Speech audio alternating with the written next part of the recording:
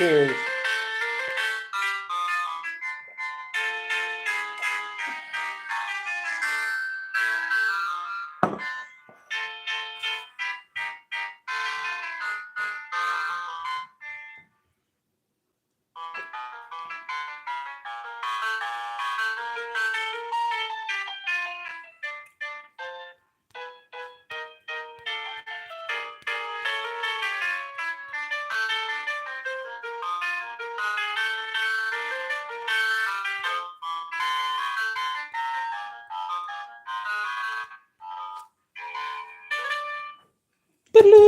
Hello, bros. We're back with Perfume, the story of a murderer by Patrick Suskind. And I'd really like to finish this book within the next few days because I'm mostly just sick of it. Not that it's not a decent book. Not really into novels. Plus, I've kind of moved on mentally. Even though at least the murders have started back up. That's something positive about the book. I'm dying to read this book, and I may skip over the next book just to do that. But here we are, 43. Having succeeded by these nocturnal thumbs, struggle with the demon. Relieved, almost elated, he sprang from his bed, pulled the bell rope. Let's start that over. 43. Relieved, almost elated, he sprang from his bed, pulled the bell rope, and ordered the drowsy valet, who staggered into his room, to pack clothes and provisions, because at daybreak he intended to set out for Grenoble, I'm going to think it is, in the company of his daughter. Then he dressed and chased the rest of the servants from their beds. In the middle of the night, the house on the Rue Droite, I don't know, awoke and bustled with life. The fire blazed up in the kitchen. Excited maids scurried along the corridors. Servants dashed up and down the stairs. In the vaulted cellars, the keys of the steward rattled. In the courtyard, torches shone. Grooms ran among the horses. Others, rugged mules from their stalls. There was bridling and saddling, and running and loading. One would have almost believed that the Austro-Sardinian hordes were on the march, pillaging and torching, just as in 1746, and that the lord of the manor was mobilizing to flee in panic. Not at all. The lord of the manor was sitting at his office desk. Yeah, buddy. As sovereign as a marshal of France, drinking café au lait. How do you say that? Café au lait. And providing instructions for the constant stream of domestics barging in on him. All the while he wrote letters. Check out this book, yikes. Hell yeah. The 17-mile murder or horror. It's about Heinz Park. Gotta read it soon. And where was I? All the while he wrote letters to the mayor, to the first consul, to his secretary, to his solicitor, to his banker in Marseille, to the Baron de Bouillon, and to diverse business partners.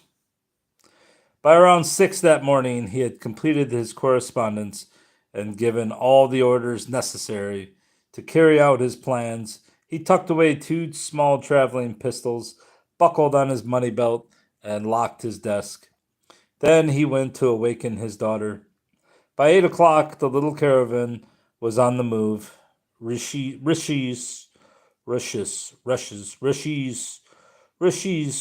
rode at its head.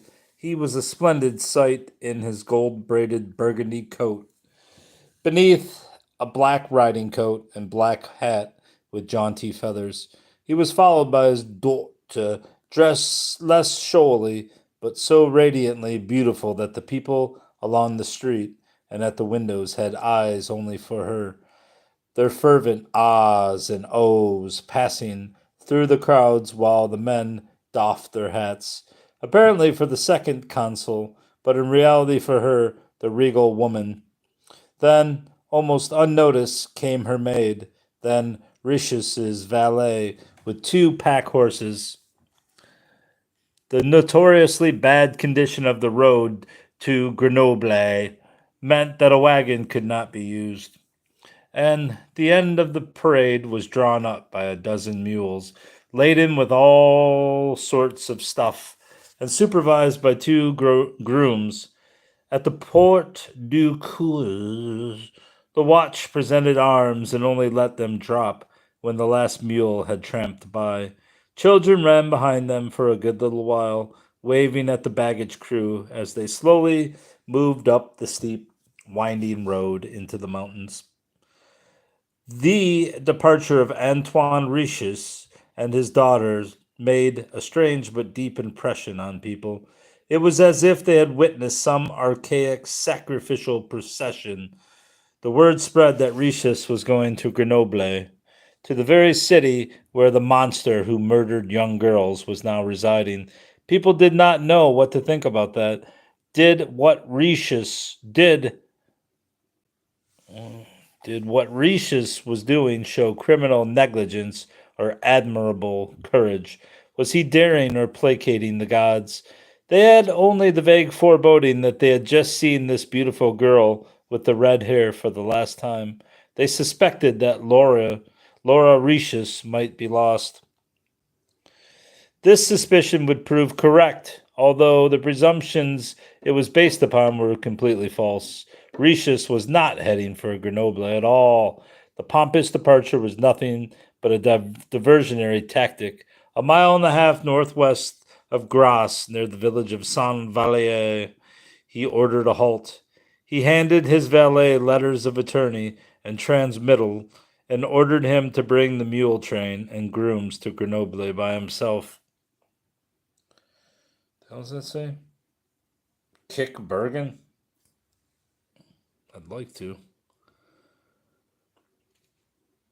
He, however, turned off with Laura and her maid in the direction of Cabri, where they rested at midday and then rode straight across the mountains of the Tannerin toward the south.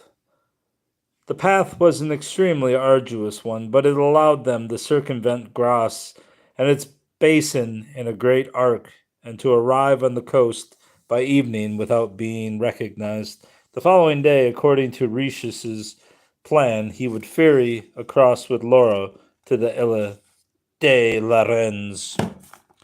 De la Rennes. On the smaller of which was located. Did I skip a page? To the Isle de la Rennes, on the smaller of which was located the well-fortified monastery of Saint Honorat. It was managed by a handful of elderly but quite able-bodied monks, whom Riches knew very well, since for years he had bought and resold the monastery's total production of eucalyptus cordial, pine nuts, and cypress oil. And there in the monastery of Saint Honorat, which, except for the prison of Chateau d'If and the state prison on the Ile Sainte Marguerite, was probably the safest place in the province, he intended to lodge his daughter for the present, but he would immediately return to the mainland, this time circumventing Grasse on the east via Antibes and Cagnes, and arrive in Vence by evening of the same day. He had ordered his secretary to proceed there in order to prepare the agreement with Baron de Bion concerning the marriage of their children, Laura and Alphonse. He hoped to make Bouillon an offer that he could not refuse. Assumption of his debts up to 40,000 livres, a dowry consisting of an equal sum, as well as diverse landholdings and an oil mill near Magnos.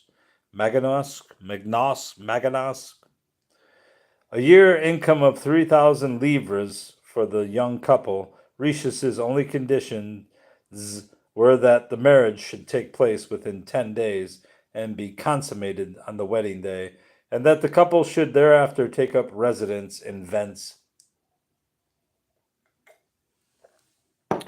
Ricius knew that in acting so hastily, he was driving the price excessively high for the union of his house with the House of Boyan. He would have got it cheaper had he waited longer. The Baron would have begged for permission to raise the social rank of the daughter of a bourgeois wholesaler through a marriage to his son, for the fame of Laura's beauty would only grow, just as would Ricius's wealth and Bouillon's financial miseries. But what did that matter?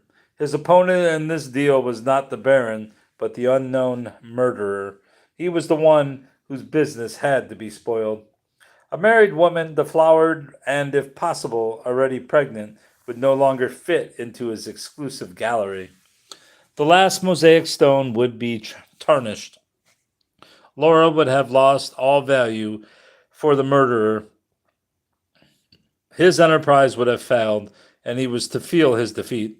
Ricius wanted to hold the wedding ceremony in Grasse with great pomp and open to the public, and even if he could not know his adversary, would never know him, he would take personal pleasure in knowing that he was in attendance at the event and would have to watch with his own eyes as that which he most desired was snatched away from under his nose. The plan was nicely thought out, and once again we must admire Ricius's acumen for coming so close to the truth. For in point of fact, the marriage of Laura Ricius to the son of the Baron de Bouillon would have meant a devastating defeat for the murderer of the maidens of Grasse. But the plan was not yet carried out. Ricius had not yet rescued his daughter by marrying her off. He had not yet ferried her across to the safety of the monastery of Saint Honorat. The three riders were still passing through the inhospitable mountains of the Tanneron. Sometimes that path was so bad that they had no dismount, or had to dismount from their horses. It was all going too slowly. By evening, they hoped to reach the sea near La Napoule, a small town west of Cannes. 44.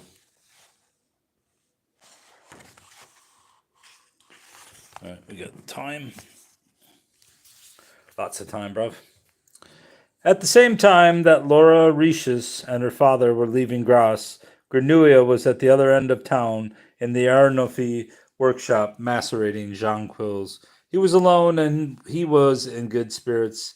His days in Grasse were coming to an end. His day of triumph was imminent. Out in his cabin was a crate paddled with cotton. In it were 24 tiny flacons filled with drops of congealed aura of 24 virgins, precious essences that Grenouille had produced over the last year by cold oil, enfleurage of their bodies, digestion of their hair and clothes, lavage and distillation. And the 25th, the most precious and important of all, he planned to fetch today. For his final fishing expedition, he had at the ready a small pot of oils, purified several times over, a cloth of finest linen, and a demijohn of high-proof alcohol. The terrain had been studied down to the last detail. The moon was new. He knew that any attempt to break into the well-protected mansion on the Rue Droit was pointless, which was why he planned, just as dusk fell and before the doors were closed, to sneak in under his cover of odorlessness, which, like a magic cape, deprived man and beast of their perceptive faculties, and there to hide in some nook of the house. Then later, when everyone was asleep, he would follow the compass of his nose through the darkness and climb up to the chamber that held his treasure. He would set to work on it with his oil-drenched cloths right then and there. All that he would take with him would be, as usual, the hair and clothes, since these could be washed directly in rectified spirit, which could be done more conveniently in the workshop. He estimated it would take an additional night to complete the production of the pomade and to distill the concentrate. And if everything went well, and he had no reason to doubt that everything had no reason to doubt that everything would go well. Then, by the day after tomorrow, he would possess all of the essences needed for the best perfume in the world. And he would leave Gras as the world's most fragrant human being. Around noon, he was finished with his jonquils. He doused the fire, covered the pot of oil, and stepped outside the workshop to cool off. The wind was from the west. With his very first breath, he knew something was wrong. The atmosphere was not as it should be. In the town's aromatic garb, that veil of many thousands of woven threads, the golden thread was missing. During the last few weeks, the fragrance of that thread had grown so strong that Grenouilla had clearly discerned it from his cabin on the far side of the town. Now it was gone, vanished, untraceable despite the most intensive sniffing. Grenouilla was almost paralyzed with fright. She is dead, he thought. Then, more terrifying still, someone else has got to her before me. Someone else has plucked my flower and taken in its odor for himself. He could not so much as scream. The shock was too great for that, but he could produce tears that welled up in the corners of his eyes and suddenly streamed down both sides of his nose. Then Drouot, returning home from the Quatre Dauphins for lunch. I know I'm botching that one. The worst. Dolphins, Dauphin. For lunch, remarked in passing that early this morning the second council had left for Grenoble, together with 12 mules and his daughter. Grenouilla forced back the tears and ran off, straight through town to the Porte du Couez. He stopped to sniff in the square before the gate, and in the pure west wind, unsullied by the odors, indeed find his golden thread again, thin and fragile, but absolutely unmistakable. The precious scent, however, was not blowing from the northwest, where the road leads toward Grenoble, but more from the direction of Cabri, if not directly out of the southwest. Grenouilla asked the watch which road the second council had taken. The guard pointed north, not the road to Cabri, or the other one that went south toward Arabeau and La Napoule. Definitely not, said the guard. He had watched with his own eyes. Grenouilla ran back through town to his cabin, packed linen, pomade pot, spatula, scissors, and a small, smooth club of olive wood into his knapsack, and promptly took to the road. Not the road to Grenoble, but the one to which his nose directed him, to the south. This road, the direct road to Napoule, led along the foothills of the Tanaron, through the river valleys of the Frere and Siang. It was an easy walk. Grenouilla made rapid progress, and Arabeau emerged on his right, clinging to the mountains above him. He could smell that he had almost caught up with the runaways. A little later, and he had drawn even with them. He could now smell each one, could smell the aroma of their horses. At most, they were no more than a half-mile west of him, somewhere in the forest of the Tanaron. They were holding course southwards toward the sea, just as he was.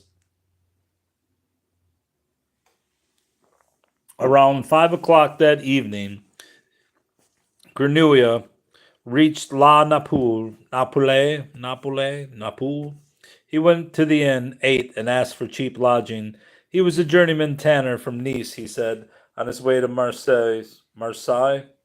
He could spend the night in a stall, they told him. There he lay down in a corner and rested. He could smell the three riders approaching. He need only wait. 2 hours later, it was deep dusk by then. They arrived. To preserve their disguise, they had changed costumes. The two women now wore dark cloaks and veils, Ricius a black frock coat. He identified himself as a nobleman on his way from Castellon. In the morning, he wanted to be ferried over to the Ile des Larines. The innkeeper should make arrangements for a boat to be ready by sunrise. Were there any other guests in the house besides himself and his people? No, said the innkeeper, only a journeyman tanner from Nice who was spending the night in a stall. Ricius sent the women to their room. He was going out to the stalls, he said, to get something from the saddlebags. At first he could not find the journeyman tanner. He had to ask a groom to give him a lantern. Then he saw him lying on some straw in an old blanket in one corner, his head resting on his knapsack, sound asleep. He looked so totally insignificant that for a moment Rishis had the impression that he was not even there, but was merely a chimera cast by the swaying shadow of the lantern candle. At any rate, Rishis was immediately convinced that there was no danger whatever to fear from this almost touchingly harmless creature, and he left very quietly so as not to disturb his sleep and went back into the inn. He took his evening meal in his own room along with his daughter. He had not explained the purpose and goal of their journey to her, and did not do it even now, although she asked him. Tomorrow he would let her in on the secret, he said, but she could be certain that everything that he was planning and doing was for her good and would work toward her future happiness. After their meal, they played a few games of l'ombre, which he lost because he was forever gazing at her face, to the delight to delight in her beauty instead of looking at his cards. Around 9 o'clock, he brought her to her room, directly across from his own, kissed her good night, and locked the door from the outside. Then he went to bed himself. He was suddenly very tired from the exertions of the day and of the night before, and equally very satisfied with himself and how things had gone. Without the least thought of care, without any of the gloomy suspicions that until yesterday had plagued him and kept him awake every time he had put out his light, he instantly fell asleep, and slept without a dream, without a moan, without a twitch or a nervous toss of his body back and forth. For the first time in a good while, Rishis found deep, peaceful, refreshing sleep. Around the same time, Granouilla got up from his bed in the stall. He too was satisfied with how things were going and felt completely refreshed, although he had not slept a single second. When Rishis had come to the stall looking for him, he had only feigned sleep, augmenting the impression of obvious harmlessness he already exuded with his odor of inconspicuousness. Moreover, in contrast to the way in which Rishis had perceived him, he had observed Rishis with utmost accuracy, olfactory accuracy, and Rishis's relief at the sight of him had definitely not escaped him.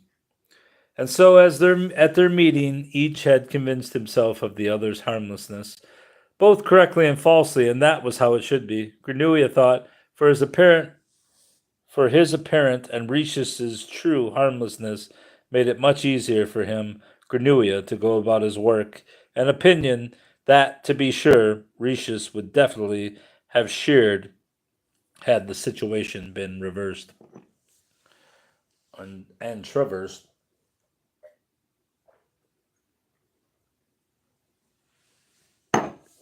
45. Let's see how long this one is. Not too bad. 45. Granouilla set to work with professional circumspection. He opened his knapsack, took out the linen, pomade, and spatula, spread the cloth over the blanket on which he had lain, and began to brush on the fatty paste. This job took time, for it was important that the oil be applied in thinner or thicker layers, depending on what part of the body would end up lying on a particular patch of the cloth. The mouth and armpits, breasts, genitals, and feet gave off greater amounts of scent than, for instance, shins, back, and elbows, the palms more than the backs of the hands, eyebrows more than eyelids, etc., and therefore needed to be provided with a heavier dose of oil. Granouilla was creating a model, as it were, transferring onto the linen a scent diagram of the body to be treated, and this part of the job was actually the one that satisfied him most, for it was a matter of an artistic technique that incorporated equally one's knowledge, imagination, and manual dexterity, while at the same time it anticipated on an ideal plane the enjoyment awaiting one from the final results. Once he had applied the whole pot full of pomade, He dabbed about here and there, removing a bit of oil from the cloth here, adding another there, retouching, checking the greasy landscape he had modeled one last time with his nose, by the way, not with his eyes, for the whole business was carried on in total darkness, which was perhaps yet another reason for Granuia's equably cheerful mood. There was nothing to distract him on this night of new moon. The world was nothing but odor and the soft sound of surf from the sea. He was in his element. Then he folded the cloth together like a tapestry, so that the oiled surfaces lay against one another. This was a painful procedure for him, because he knew well that despite the utmost caution, certain parts of the sculpted contours would be flattened or shifted. But there was no other way to transport the cloth. After he had folded it up small enough to be carried under his arm without all too much difficulty, he tucked spatula, scissors, and the little olive wood club in his pockets and crept out into the night. The sky was clouded over. There was no lights burning in the inn. The only glimmer on this pitch dark night was the winking of the lighthouse at the fort on the Ile Sainte Marguerite, over a mile away to the east, a tiny bright needlepoint in a raven black cloth. A light, fishy wind was blowing from the bay. The dogs were asleep. Granouille walked to the back dormer of the threshing shed, where a ladder stood propped. He picked the ladder up and, balancing it vertically, 3 rungs clamped under his free right arm, the rest of it pressed against his right shoulder. He moved across the courtyard until he was under her window. The window stood half ajar.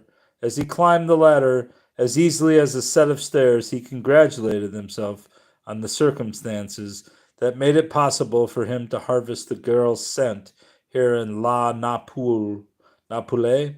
In Grasse, where the house had barred windows and was tightly guarded, all this would have been much more difficult. She was even sleeping by herself here. He would not have to bother with eliminating the maid. He pushed up the casement, slipped into the room, and laid down his cloth. Then he turned to the bed. The dominant scent came from her hair, for she was lying on her stomach with her head pressed into the pillow, and framed by the crook of her arm, presenting the back of her head in an almost ideal position for the blow by the club. The sound of the blow was a dull, grinding thud. He hated it. He hated it solely because it was a sound in the midst of his otherwise soundless procedure. He could bear that gruesome sound only by clenching his teeth, and after it was all over, standing off to one side, stiff and implacable, as if he feared the sound would return from somewhere as a resounding echo. But it did not return. Instead, stillness returned to the room, an increased stillness, in fact, for now even the shuffle of the girl's breathing had ceased. And at once Grenouille's tenseness dissolved. One might have interpreted it more as a posture of reverence or some sort of crabbed moment of silence, and his body fell back to a pliable ease. He tucked the club away, and from here on was all bustle and business. First he unfolded the impregnating cloth, spread it loosely on its back over the table and chairs, taking care that the greased side not be touched. Then he pulled back the bedclothes. The glorious scent of the girl, welling up so suddenly warm and massive, did not stir him.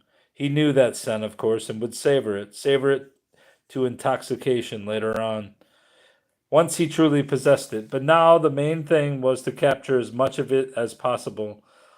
Let as little of it as possible evaporate, for now the watchwords were concentration and haste.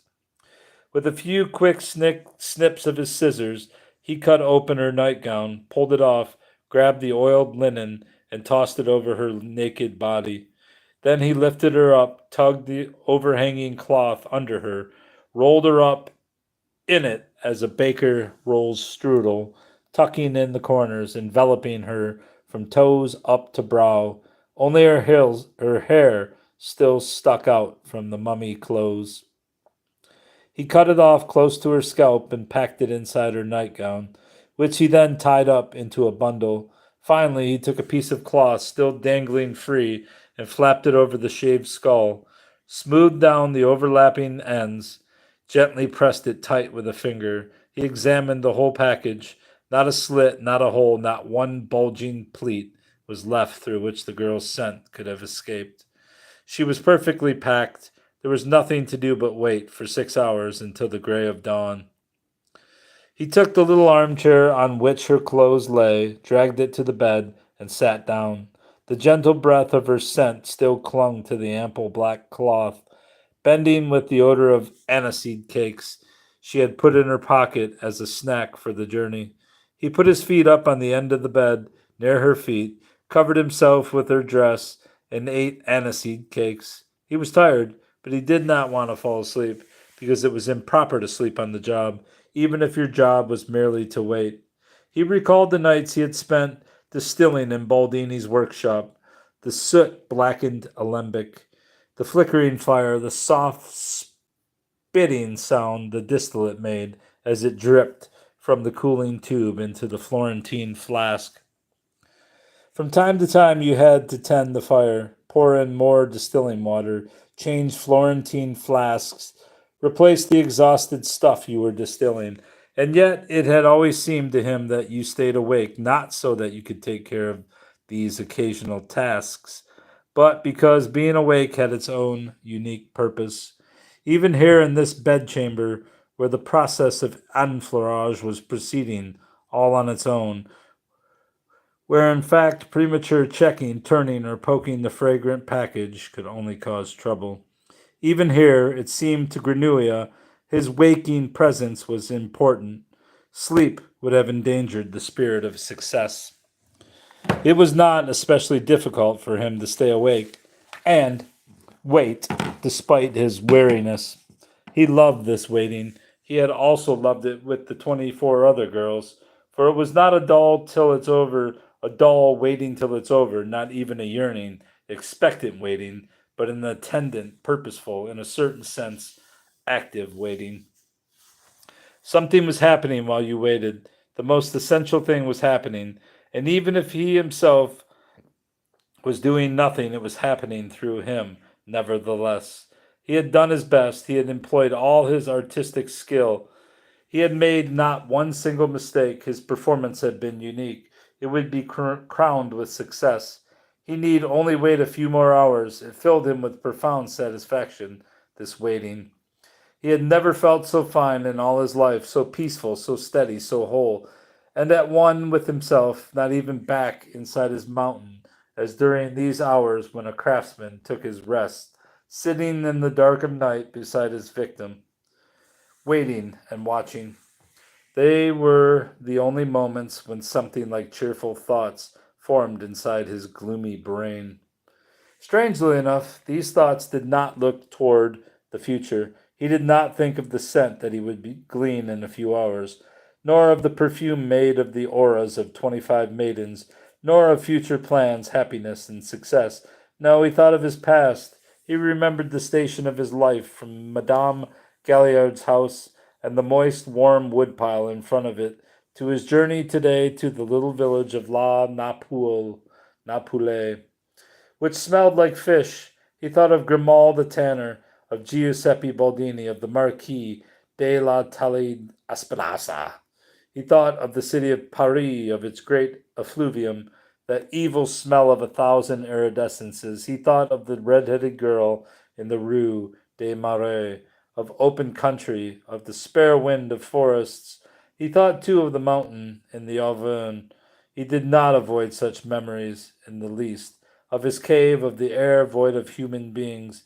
He thought of his dreams, and he thought of all these things with great satisfaction. Yes, it seemed to him, as he looked back over it, that he was a man to whom fortune had been especially kind, and that fate had laid him down some tortuous path, but that ultimately they had proved to be the right ones. How else would it have been possible for him to have found his way here into this dark chamber at the goal of his desires? He was, now that he really considered it, a truly blessed individual. Feelings of humility and gratitude welled up within him. I thank you, he said softly. I thank you, Jean Baptiste Grenouille, for being what you are. So touched was he by himself.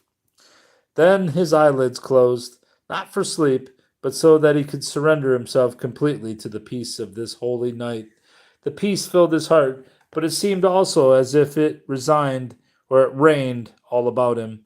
He smelled the peaceful sleep of the maid in the adjoining room, the deep contentment of Antoine Riches's sleep on the other side of the corridor. He smelled the peaceful slumber of the innkeeper and his servants, of the dogs, of the animals in their stalls, of the whole village, and of the sea. The wind had died away, everything was still, nothing disturbed the peace. Once he turned his foot to one side and ever so softly touched Laura's foot. Not actually her foot, but simply the cloth that enveloped it, and beneath that the thin layer of oil drinking up her scent, her glorious scent, his scent. Let's see how long. Oh, yeah, this is almost the end of the part, so we might as well go to 47. As the birds began to squawk, that is, a good while before the break of dawn, he got up and finished his task. He threw open the cloth and pulled it from the dead woman like a bandage. The fat peeled off nicely from her skin. Little scraps of it were left hanging only in the smallest crannies, and these he had to scrape off with his spatula. The remaining streaks of pomade he wiped off with her undershirt, using it to rub down her body from head to foot one last time, so thoroughly that even the oil in her own pores purled from her skin, and with it the last flake and filament of her scent. Only now was she really dead for him, withered away, pale and limp as a fallen petal. He tossed the undershirt into the large scent impregnated cloth, the only place where she had life now. Had life, how? Placed her nightgown and her hair in it as well, and rolled it up into a small firm package that he clamped under his arm. He did not even take the trouble to cover the body on the bed, and although the black of night had already become the blue gray of dawn and objects in the room had begun to regain their contours, he did not cast a single glance at the bed to rest his eyes on her at least once in his life. Her form did not interest him. She no longer existed for him as a body, but only as a disembodied scent, and he was carrying that under his arm, taking it with him. Softly he swung out over the windowsill and climbed down the ladder. The wind had come up again outside, and the sky was clearing, pouring a cold, dark blue light over the land. A half hour later, the scullery maid started the fire in the kitchen. As she came out of the house to fetch wood, she saw the ladder leaning there, but was still too sleepy to make any rhyme or reason of it. Shortly after 6, the sun rose, gigantic and golden red. It lifted up out of the sea between the Illes de la Rins. Not a cloud was in the sky. A radiant spring day had begun. With his room facing west, Rishis did not awaken until 7. He had slept truly splendidly for the first time in months, and contrary to his custom, lay there yet another quarter of an hour, stretching and sighing with enjoyment as he listened to the pleasant hubbub rising up from the kitchen below. When he finally did get up and opened the window wide, taking in the beautiful weather outside and breathing in the fresh morning air, and listening to the sound of the surf, his good mood knew no bounds, and he puckered his lips and whistled a bright melody. While he dressed, he went on whistling, and was whistling still as he left his room, and on winged feet approached the door to his daughter's room across the hall. He rapped and rapped again, very softly, so as not to frighten her. There was no answer. He smiled. He could well understand that she was still sleeping. Carefully, he inserted the key in the lock and turned the bolt softly, very softly, considerately, not wanting to wake her, eager almost to find her still sleeping, wanting to kiss her awake once again, one last time before he must give her to another man. The door sprang open, he entered, and the sunlight fell full into his eyes. Everything in the room sparkled as if it were filled with glittering silver, and for a moment he had to shut his eyes against the pain of it. Again he saw Laura lying on her bed, naked and dead, and shorn clean and sparkling white. It was like a nightmare, the one he had dreamt in Grasse the night before last, and had forgotten again. Every detail came back to him now, as if in a blazing flash. In that instant, everything was exactly as it had been in the dream, only very much brighter. And that's the end of that section.